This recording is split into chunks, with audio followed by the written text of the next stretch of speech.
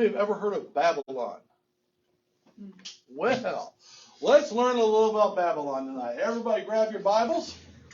And yes, this is part one. I have a feeling Babylon and Jerusalem will both take 2 parts.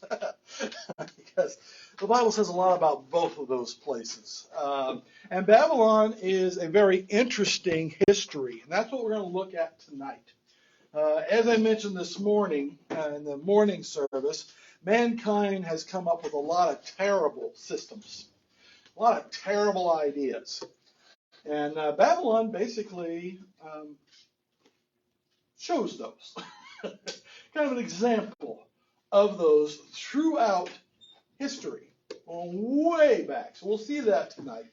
And we're going to see how then next week we will look at what the book of Revelation actually says about them and look at Babylon and Israel. They have a very interesting relationship to one another, and then how they eventually, Babylon ends. And it all will play back to what we see here. So let's first look at the first 2 places in the book of Revelation that it talks about Babylon. Let's go to Revelation chapter 14.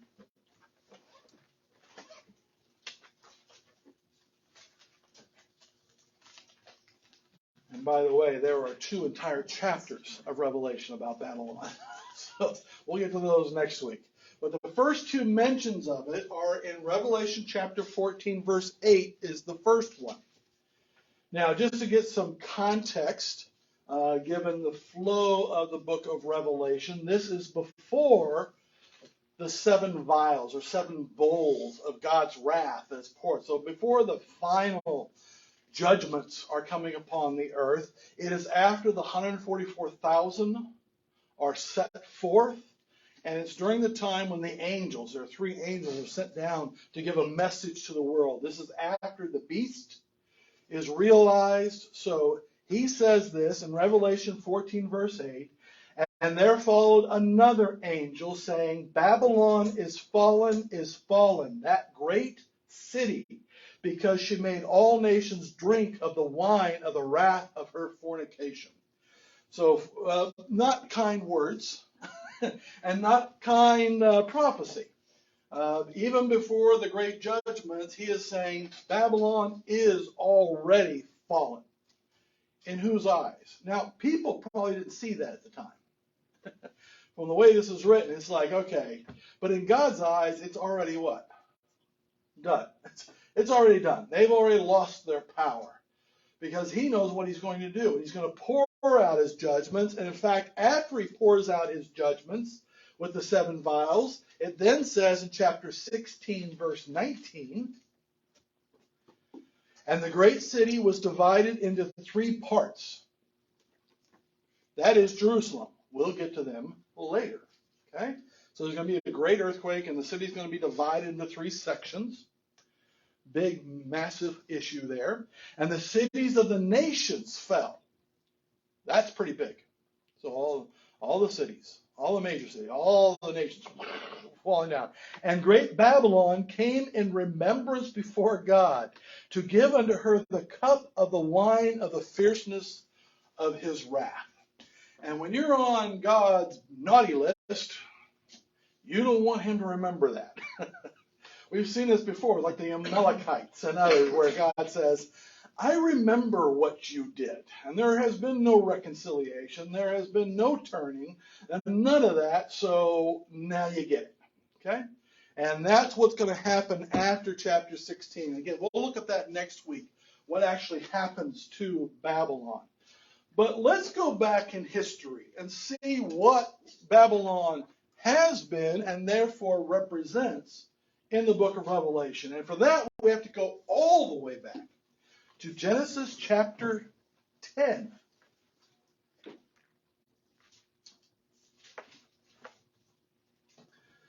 This is before Noah. So how far back are we going here? Well, it's before, not the flood. So, yeah. So, before some other things we're going to see. The Noahic covenant and all that kind of stuff. But this is, where does Babylon first come in? What is the significance of it? Let's go to Genesis chapter 10, verse 6. And the sons of Ham. Who's Ham? Other than a weird name for a kid. No. Oh, no. Ham, Shem, and Japheth. So Ham is these people. Shem is the Semites, the Jewish. And then we've got who? Japheth. Now, Japheth, it says before this, Japheth, his descendants just take off in ships. They got that taste of the sea. And they went out to all the isles of the world, and they spread out. So if you ever wonder how we all got different places, to me, that makes sense.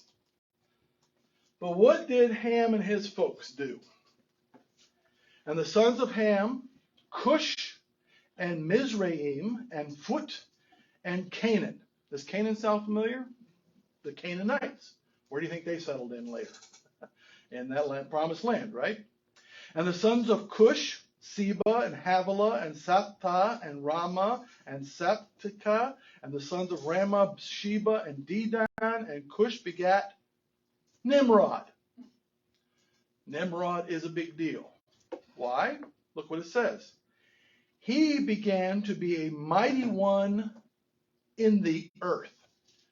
You kind of get this picture that Nimrod is the first ruler type. You know, the one that was great, powerful, feared throughout the world.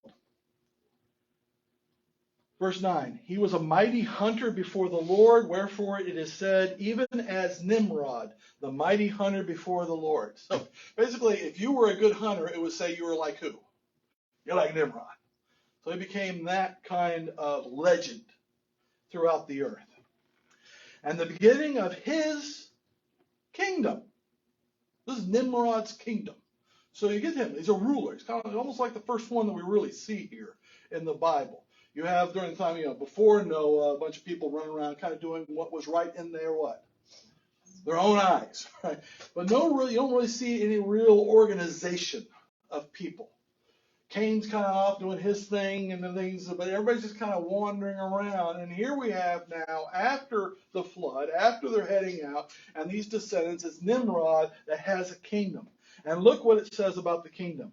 And the beginning of his kingdom was Babel. Does that sound familiar? Anybody want to know what else you can call Babel? Babylon.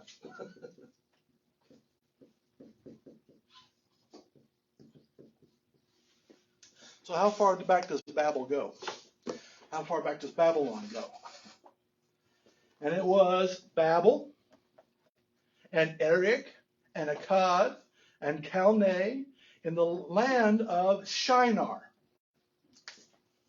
And Babylon is in the valley or area of Shinar.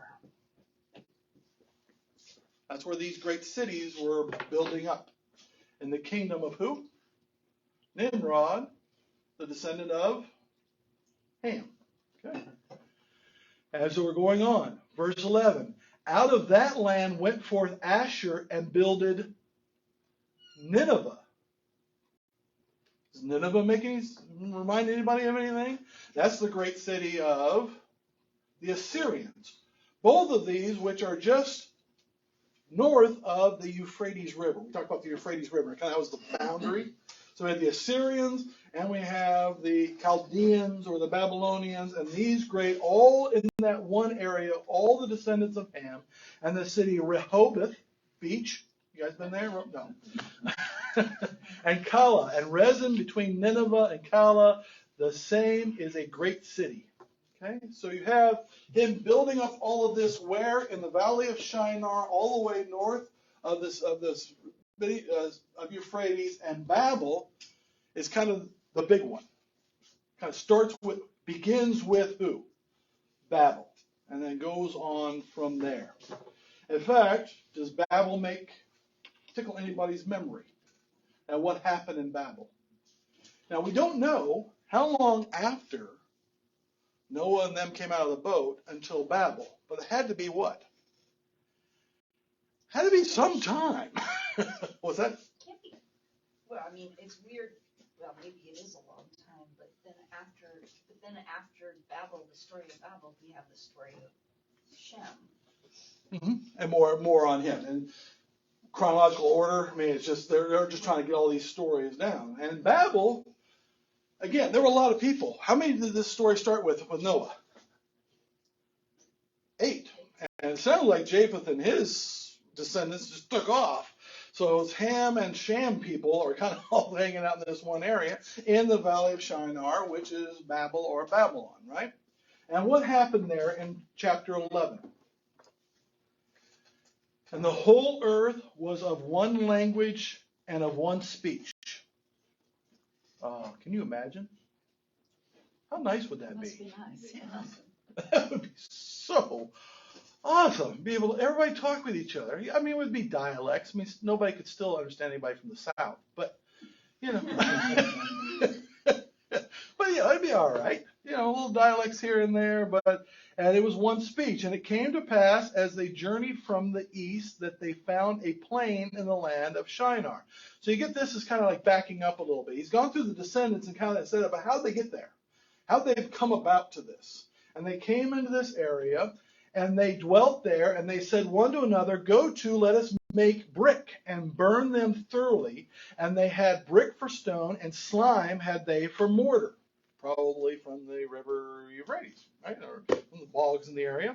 And they said, go to, let us build us a city and a tower whose top may reach unto heaven. And let us make us a name, lest we be scattered abroad upon the face of the whole earth. Now, what was God's instructions to Noah and his family? Go and what? Fill the earth, right? Get it out there. But they decided we're going to instead congregate. Now, could there be good reasons for that?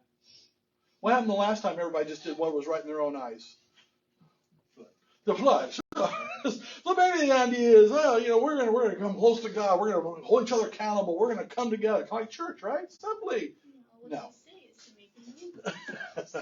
They instead what? Wanted to make a name for themselves. They wanted to be the big dog in the world. They wanted to be the one everybody came to, that everybody trusted in. They wanted to create something. But who's creating this? Man is. Good idea or bad idea? Verse 5, the Lord came down to see the city and the tower which the children of men built. And the Lord said, behold, the people is one, and they have all one language. And this they begin to do, and now nothing will be restrained from them, which they have imagined to do. And you say, well, that's good, right? Isn't it good that people get together? Because then they can accomplish so much if we're all together with one language. What do people do when they do whatever they imagine to do? Disagree, and they do terrible, evil things. They have, that's their history. That's our history, isn't it? So I can't let this happen, God said. So what did he do? Go to, let us go down, and there confound their language, that they may not understand one another's speech. So the Lord scattered them abroad from thence upon the face of all the earth, and they left off to build the city. I had to stop because nobody could understand each other. And so one day everybody wakes up and all of a sudden this group over here is speaking this language, this one over here is speaking this language, this group over here is speaking this language. So what did they do? They got into their language groups and scattered. And they found out that it was a beautiful world. Yeah. And thus creating basically what we would call today nations. Groups of people, cultures. And they went out their different directions and they basically, now they're supposed to go out and worship who? Did they? No, they went out and none of them worshiped God, so that's why God had to then choose Abram, to make a nation with. Anybody want to guess where Abraham is from? China? Let's go take a look. Chapter 11, verse 27.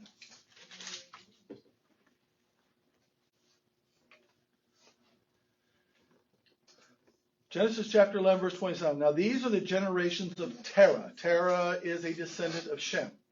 Okay? Terah begat Abram, Nahor, and Haran. And Haran begat Lot. So he had 3 sons, and one of those sons, Haran, had Lot. And Haran died before his father Terah in the land of his nativity in Ur of the Chaldees. Anybody know where Ur of the Chaldees is? Well, Babylon is here. Ur is here. In the valley of Shinar, right along the Euphrates River. Remember that border we talked about? So he actually came out of the land of the Chaldees, the land of the Babylonians. Which kind of is interesting. We'll look next week, because where does God send Israel, Judah in particular, to punish them? Back to the land of the Chaldees. So back on the other side of the Euphrates again, right? So he brings them from that same area, the same area of Babel, the same area of Babylon. That's where he calls his nation from. And they leave that area. Verse 29. And Abram and Nahor took them wives. The name of Abram's wife was Sarah. And the name of Nahor's wife, Milcah. And the daughter of Haran, the father of Milcah, and the father of Iscah. But Sarah was barren. She had no child. We know that. And in fact, it's going to be quite some time, about 25 years, before she has any kids. And Terah took Abram his son, and Lot the son of Haran his son's son, and Sarah his daughter-in-law, his son Abram's wife, and they went forth with them from Ur of the Chaldees to go into the land of Canaan, and they came unto Haran and dwelt there. Anybody want to know why it's called Haran? They named it after the dead son. So they come in and they settle in this area known as Haran. They named it. And the days of Terah were 205 years, and Terah died in Haran. Now the Lord had said unto Abram, Get thee out of thy country, and from thy kindred, and from thy father's house, unto a land that I will show thee. And I will make thee a great nation, and I will bless thee, and make thy name great, and thou shalt be a blessing. And I will bless them that bless thee, and curse him that curseth thee. And in thee shall all the families of the earth be blessed. This is a great promise, isn't it? You go, I will bless. Not only will I bless you, but I will bless all the nations of the world through you. And really, there's 2 parts to that blessing. One is, of course, we know it is through Abraham, down through Isaac and Jacob and Judah, all the way down through David, that we have who? Jesus. That all the world is blessed. But also, the whole point of creating this nation was to be a light, right? As Jesus even said to the Jews of his day, what? You're a shining light on a hill. You're a city on a hill. You're salt. You're light. It's what you're supposed to be doing. And frankly, if they had done their job, all the world would have looked to them, wouldn't they? And all the world could be blessed. So what did Abraham do? And Abraham departed, verse 4, as the Lord had spoken unto him, and Lot went with him. And Abram was 75 years old when he departed out of Haran. And we know it wasn't until he was 100 that he actually had that promised son, right? So this, would you say that Babylon was pretty important? This area of the Chaldees was pretty important. In fact, there are some that argue that this is, probably somewhere in this area where the Garden of Eden was, because that's where the Euphrates River is, right? So we know that one. There's a couple of them, but who knows? All we know is that what? This is where Nimrod started creating that first great kingdom. It's where Babel was, and it's where Abraham was called out of. Now, interesting footnote that's not in the Bible. First of all, we are not sure exactly the years that Abraham lived. Why? No birth records. We have no real markers. We're really not given a whole lot of information here, you can guess. But a lot of people put it around the time of this guy. Anybody ever heard of Hammurabi? Huh? Yeah, Hammurabi, which was actually an Amorite. They also settled in this area. So you had, Assyrians, eventual Syrians, Amorites, Ammonites, Canaanites, all these people, all in this area. Where are they at? Over here, right? In this area. And Hammurabi came along, and at that point when Hammurabi came along, it was really just a bunch of tribes. It was just a bunch of little cities and places. Why? Well, remember the last time they tried to put together a big city? That didn't work out. So they all had a split, right? So I still want to know where those bricks went. Maybe Hammurabi used them, because what Hammurabi did is he was able to consolidate all the people in the Shinar Valley and create at Babylon a kingdom, a great city, and was the first that we know of in history to give us a code of law.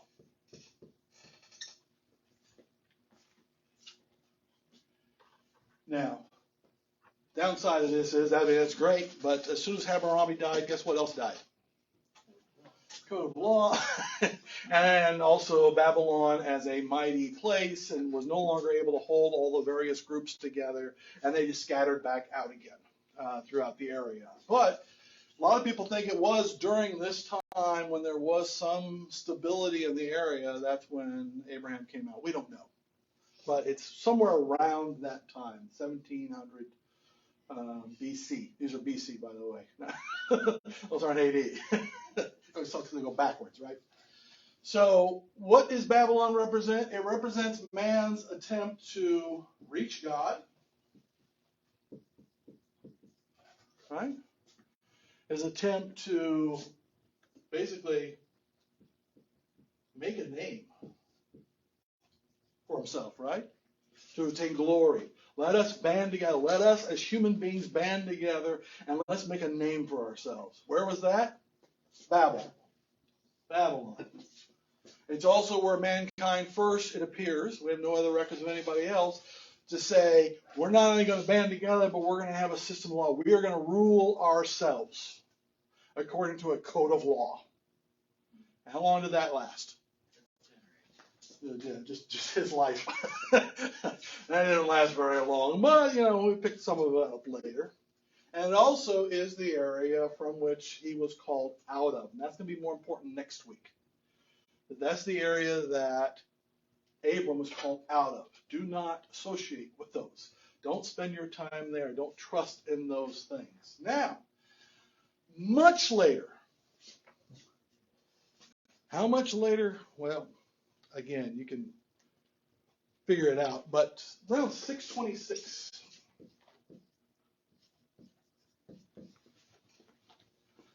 Is that a little later? Over 1,000, or from this point, but about 1,000 years later, after Hammurabi left, that's when Babylon comes back on the scene as a world power.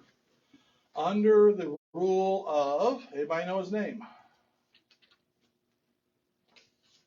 Nebuchadnezzar. The second, by the way, he's a junior. So you can call him Junior. When you see him, you say, hey, Junior, how you doing? Nebu Junior. That's right. It is 626 that Babylon again becomes a world power. But again, very short period of time. In fact, only from 626 to 539. I always find this interesting. Babel never even got to finish, and God shut it down. Code only lasted a few years during one man's rule, and then it all just splintered apart.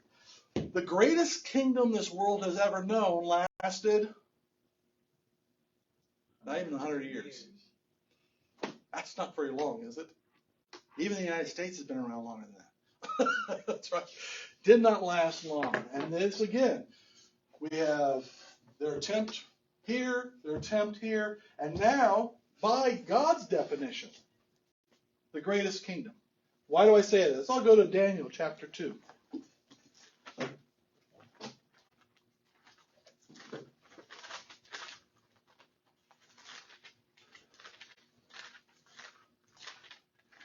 And by the way, did God know that he was going to use Babylon to bring judgment upon Judah? Oh, yeah. In fact, in the book of Jeremiah, Babylon is mentioned 140 times. That's a lot. Isaiah, Ezekiel, all say that it's going to be Babylon. They also say God will judge Babylon. So it's both ends of it. I'm going to use them, but then I'm going to destroy them, right? So all that is in there. And here we have in Daniel chapter 2, verse 1. And God comes to Nebuchadnezzar in a dream. Daniel chapter 2, verse 1. In the second year of the reign of Nebuchadnezzar, Nebuchadnezzar dreamed dreams, wherewith his spirit was troubled, and his sleep brake from him.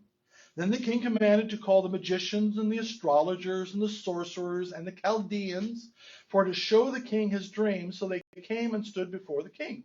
And the king said unto them, I have dreamed a dream, and my spirit was troubled to know the dream. So, ever had those kind of dreams? Just because you just couldn't get back to sleep and just troubled you. Don't know what it means, but you know it means something.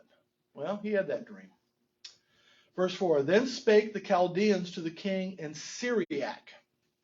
What in the world is Syriac? Just a little side note here.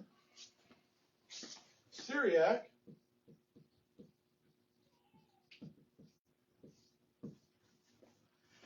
is Aramaic. The Assyrians out of Nineveh, remember Nineveh, Nimrod and Nineveh? The Assyrians were the ones to first come up with this language called Aramaic, and they try to combine several things and different lettering and things like that. And they came up with Aramaic, which then spread across even into this area of Babylon. And that's why several of the books in Daniel are written in Aramaic. Who else spoke Aramaic? Jesus. In fact, coming out of captivity and after the conquering of Babylon, Aramaic was the dominant language throughout the entire area, which I always find interesting because Aramaic got very close to being that one world language again. Got very, very close. But didn't happen. So Aramaic, the Bible's written in mostly Hebrew in the Old Testament with a little bit of Aramaic. And then the New Testament is mostly Greek, but even then some say Matthew was written in Aramaic, so which is a common language of the people. So, side note. So when he says Syriac, think Aramaic. So they came and they spoke, and they said, O king, live forever. That's because people always say that, right? Yeah. Live forever, king. Tell thy servants the dream, and we will show the interpretation. Nebuchadnezzar is too smart for that. The king answered and said to the Chaldeans, the thing is gone from me. If you will not make known unto me the dream with the interpretation thereof, you shall be cut in pieces, and your houses shall be made a dunghill. That's how Nebuchadnezzar becomes number one. He don't mess around. And is he going to tell them the dream? No. Now, I don't know if it actually had gone from him or whether he just I'm not going to tell you what it is. You can just tell me anything, right? Verse 6, but if you show me the dream and the interpretation thereof, you shall receive of me gifts and rewards and great honor. Therefore show me the dream and the interpretation thereof. They answered again and said, let the king tell us his servants the dream, and we will show the interpretation of it. And the king answered and said, I know of a certainty that you would gain the time, because you see the thing is gone from me. But if you will not make known unto me the dream, there is but one decree for you.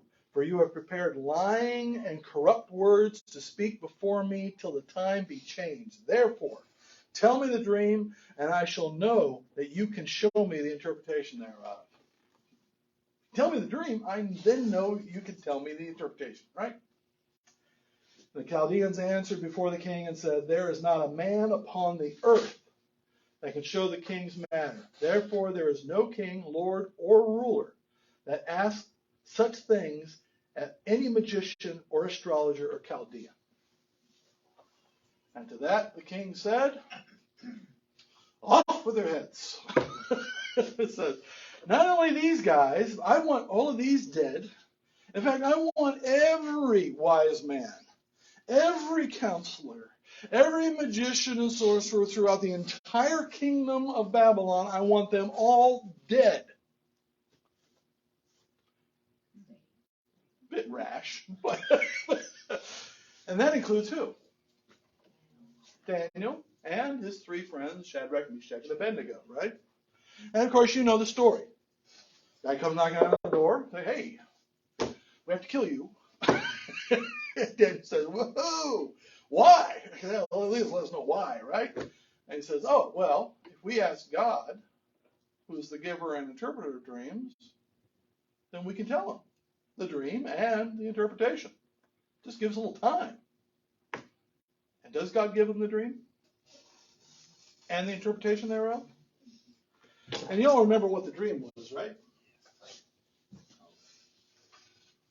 Out on a big old plain, there was a statue, right?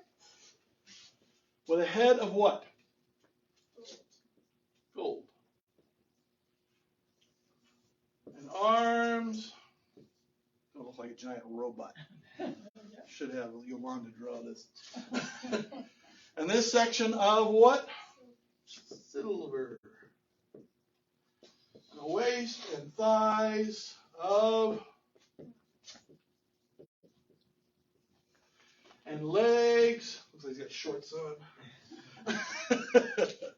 And legs of iron. And then feet. And those big feet. All right, you got to stand up. This thing's heavy. Of clay and iron, so a mix. Was that the end of the dream, though? No. All of a sudden, there was a rock, not hewn with human hands. Just came rolling on down and smashed those feet of clay and iron and pulverized everything. Okay? That's the dream. What does it mean? Well, let's go to verse 36. So he was able to tell Nebuchadnezzar the dream because God knows our dreams, right? He knows everything. So God gave him what the dream was, but also the interpretation, starting in verse 36 of Daniel 2. This is the dream, and we will tell the interpretation thereof before the king. Thou, O king, art a king of kings. For the God of heaven hath given thee a kingdom, power, and strength, and glory. And wheresoever the children of men dwell, the beasts of the field and the fowls of the heaven, hath he given into thine hand, and hath made thee ruler over them all. Thou art the head of gold, which makes Babylon and its king what? Top dog. So Babylon represents what? The greatest of man's accomplishment as a kingdom, as a ruler, right? He's top. But he's not going to last forever. In fact, his kingdom's going to end when? Not him. He dies before this. But his kingdom's going to end 539. So what happens after him? Verse 39. And after thee shall rise another kingdom inferior to thee. Because why? You're gold, right? And another third kingdom of brass, which shall bear rule over the earth. And the fourth kingdom shall be as strong as iron, for as much as iron breaks in pieces, and as subdueth all things, and as iron that breaketh all things shall it break in pieces and bruise. So it's going to be a tough kingdom. It's going to come like an iron rod and crush everything. And whereas thou sawest the feet and toes, part of potter's clay and part of iron, the kingdom shall be divided. But there shall be in it as the strength of the iron, for as much as thou sawest the iron mixed with miry clay. So it'll still have that iron in it, but the clay will make it also weak. And as the toes of the feet were part of iron and part of clay, so the kingdom shall be partly strong and partly broken. And whereas thou sawest iron mixed with miry clay, they shall mingle themselves with the seed of men, but they shall not cleave one to another, even as iron is not mixed with clay. So it really can't really completely adhere, right? And in the days of these kings shall God of heaven set up a kingdom which shall never be destroyed. So these are the great kingdoms of mankind. By the way, do we know who they are? We know this is Babylon. Who came after Babylon? Persian. Medes and Persians. And who came after them? Greece, Alexander the Great. And then his four were split up. Who were those iron legs that came in bruising and crushing? Those are the Romans. The ships of Chittagong, if you will. And then what happened after the Romans? Chaos. Hey, Bobby, how you doing? Yeah, since then, yeah. It has a little bit of that, right? Has a little bit of that old, has a little bit of that Roman, but it's also mixed with all kingdoms, isn't it? And the old really doesn't mix with the new, does it? not completely. And therefore it's weak. It's a mixed period. But as great as all of these kingdoms of men are, God created a what? Another kingdom that is greater than all these because it will last what? Forever. Verse 45. For as much as thou sawest that the stone was cut out of the mountain without hands. This is God's creation, right? God's doing. And as that it break in pieces the iron, the brass, the clay, the silver, and the gold. All of it gets crushed by it. Takes out the feet, but all of it is destroyed, right?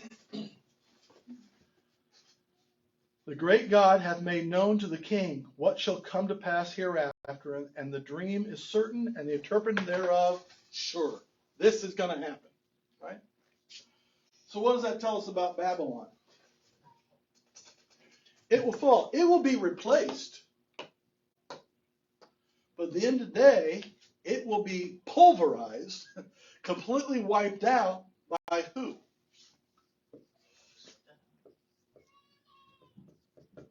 Christ. And he will sit upon the throne for how long? Forever. He gave him the entire history of mankind in the way it was. So what does Babylon represent? It represents man's government, man's control, man's greatest achievements. It's rule over people from a military standpoint, rule over people in a societal sense, rule over people in a financial sense. And who is going to put an end to the rule of mankind? Jesus Christ will. And that's going to be in the book of Revelation. And we're going to see that next week. But you got to understand the history of it. In fact, did Babylon fall? Yes, it did. Let's go to Daniel chapter 5. Daniel chapter 5, starting in verse 1. It was not during Nebuchadnezzar's rule. He passed away. His son took over, and his, most people think it's probably his grandson, Belshazzar, but this idiot was in charge of Babylon, the great city. His father, more than likely the way that people historically have put it together is Belshazzar's father was actually the ruler over the empire of Babylon, but Belshazzar was the ruler of Babylon. And he liked to party. Spoiled brat. Right? Yes, I'll say that to his face. Belshazzar, the king, made a great feast to 1,000 of his lords and drank wine before the 1,000. Boy, that's a big party, isn't it? I was at a party on Saturday. It felt like there was 1,000 people there. Belshazzar, while he tasted the wine, commanded to bring the golden and silver vessels which his father Nebuchadnezzar, and father is a broad term, father or grandfather or ruler, patriarch before him. Nebuchadnezzar had taken out of the temple which was in Jerusalem, and the king and his princes, his wives, and his concubines might drink therein. Then they brought the golden vessels that were taken out of the temple of the house of God, which was at Jerusalem, and the king and his princes, his wives, and his concubines drank in them. They drank wine and praised the gods of gold and of silver, of brass, of iron, wood, and stone. I always like that part. It's the gods of what? Gold, silver, brass, iron, and stone. God's going to destroy them what? Oh! Some people never learn, do they? And what happened? Verse 5. In the same hour. So you go take God's stuff, God don't like it. Especially when you're using it to what? To worship other gods? No. The same hour came forth fingers of a man's hand, and wrote over against the candlestick upon the plaster of the wall of the king's palace, and the king saw the part of the hand that wrote. Then the king's countenance was changed. Duh. I'm drunk, KR. That's not right, right? And his thoughts troubled him, so that the joints of his loins were loosed, and his knees smote one against the other. His knees were knocking. I don't even want to tell you what it means to have the joints of your loins loosed. Anyway, verse 7. I'm just saying. The king cried aloud to bring in the astrologers, the Chaldeans, and the soothsayers, because they were so helpful to his grandfather, right? There we are, right. And the king spake and said to the wise men of Babylon, whosoever shall read this writing and show me the interpretation thereof shall be clothed with scarlet and have a chain of gold upon his neck, and shall be the third ruler in the kingdom. Why third? Because his father, him, and then he'd be the third in line, right? Could they do it? Could the wise guys do it? No, none. The astrologers, none. And it's there right in front of them. But they had no idea what it meant or even what it said. And then the queen mum. She remembered. See, when Nebuchadnezzar had problems, who did he turn to? Daniel. Says, there's this old guy here. Yes, Daniel's still alive. Nebuchadnezzar's dead, but Daniel's still alive. And it's like, there's this guy here who can do this kind of thing. His God knows everything. So call him. And they called Daniel. And was Daniel able to decipher what all of this meant? Yeah, in fact, jump down to verse 25. What was written? And this is the writing that was written. Mene, mene, tekel, upharsin. Anybody? Anybody know what those mean? Well, that's the problem. Nobody's sitting there in front of them. They still had no idea. Even if he pronounced it out, they still had no idea. Except who? God, who gave it to Daniel. And this is the interpretation of the thing. Mene, God has numbered thy kingdom and finished it. You're done, Belshazzar. You and the kingdom are done. Tekel, thou art weighed in the balances and art found wanting. It's not for no reason. It's not just the time is up. You're finished because you fall short, way short of what you're called to do. And Upharsin, referring to Perez, the Persians. Thy kingdom is divided and given to the Medes and Persians. Then commanded Belshazzar, and they clothed Daniel with scarlet and put a chain of gold upon his neck and made a proclamation concerning him that he should be a third ruler of the kingdom that is about to collapse. Did he believe him? Of course he didn't believe him. They went on partying. But what happened? And that night was Belshazzar, the king of the Chaldeans, slain. See, the great city of Babylon that was built up by his grandfather, by Nebuchadnezzar, was truly a sight. The diggings they've done around there, and it doesn't exist anymore. But the footings and stuff, they could do chariot races around the top of the wall. That's how thick they were. Ring after ring of them. And they could do chariot races across the top of them. They were so high. And they believed they could never, ever be knocked down. Could never put enough stuff up against it to go over it. There's nobody. So they thought, we're inside this citadel. We're inside this thing. We've got enough water. We got enough food. We got enough. The Persians and Medes, they can knock all night. They can knock for years. And we'll be fine. Anybody know how they got in? Yeah, the river ran through, bringing water. So they just went through the water. They blocked it up, and they came right under the wall. They came up everywhere. And 1,000 of the princes were all drunk, and the rest of the people were not ready for it, and they totally, in one night, took it. Something that would have taken years to siege from the outside, and they came in one night. Is God right? Was God right? After Babylon would come who? The Medes and the Persians. And they would come in, and they would, in one night, take them out. And that's exactly what happened. Right? So let me ask you something. If you got that right, is he going to get this right too? Yeah? Because he got this right, he got this right, he got this right, he got this right, he got this right, he's going to get this right. And what does Babylon represent? We're going to be studying Revelation next week. What happens to Babylon? This one who has led the world astray. This one in which all the world puts their confidence. It is the secret to their security, secret to their wealth, secret to their well-being. That's what Babylon represents, because what? That's what it's always represented. It is that place, Babel, that we will reach unto heaven. We will be somebody and be something if we all just gather together. What did God say? I'm going to mix up your languages. You ain't getting together.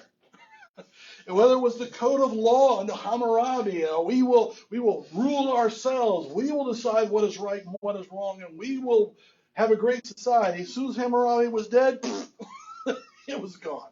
Even great King Nebuchadnezzar built this impenetrable fortress, built this great kingdom that nobody could stop, who's the greatest of the world has ever seen, only lasted under 100 years. And was gone. And so when he says Christ will come down and crush these feet and all of these will be destroyed, he's saying what? It is the rule of man. This idea that if we gather together, we can be greater than God. We can do a better job than God. We can rule ourselves. We can do it. We have the brains, right? We've got the wisdom, right? We have the might, right? And God says, no, I'm going to send down a rock. I'm going to have a rock that's going to crush everything. And that's what we'll see next week. We will look at Babylon and Israel and their relationship, which really started with Hezekiah. That's when, at first, they start bringing the people from Babylon in. And we'll see what happens during the time of Hezekiah, which led to them taking over completely, which is a little blip from Josiah. A little bit of good news. That was it for them. But then we're going to see, how does Babylon end? And it's fascinating, the book of Revelation. People, not just, because what it does in the book of Revelation, I love it, because it's like, God is going to destroy Babylon. He's going to destroy the world's economy, the world's government, the world's powers. Going to wipe it all out. What I like to see, though, is what is the reaction? Because that's the one place in the book of Revelation where it says, and this is how the people reacted, and this is how the people in heaven reacted. So we're going to look at that and see what it is. But I want to do a history because, again, Babylon as a concept starts all the way back with who? With actually Nimrod. The first real ruler of this world from a man standpoint. The first kingdom, which led to Babel and all of that, and then has gone all the way through. By the way, God said Babylon would not be rebuilt, would not make a return. Babylon has not. In fact, the last guy to try to rebuild Babylon, anybody remember what his name was?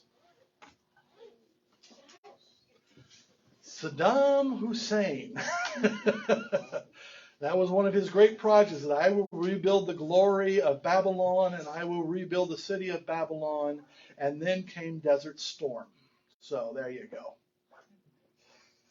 There you go. So for all the whether we should attack Iraq or not, well, God used it. It didn't last long, did it? All right. So that's just a start. Whet your appetite for next week, and we'll get into it a little more. Okay? Any questions? So Babylon is like, there's plenty of other cities that somebody could say, oh, this city has come back and come back and come back and come back. But this one is like our symbol city. It's symbol city, yeah. And we're going to look at that in Revelation. Does it actually mean the city of Babylon? Is it really going to be Iraq? Is it really going to be that? Or in Revelation, is it that symbol? We have the beast. Where's the beast going to rule from? And those kinds of things. It is, though, throughout history, it is certainly seen as what? Rule of man. And rule of man cannot defeat God, can it? No. Frankly, we can't even rule ourselves. It's never worked. But, we'll see how it goes. All right? Any questions? How many times has God shown mankind that they're not smart as he is? Every time. Every time. There's no contest. So we need to make sure we're doing that in our life too. Because sometimes we like to rule our little kingdom, right? We know better. We can handle it. No, we cannot. Cannot.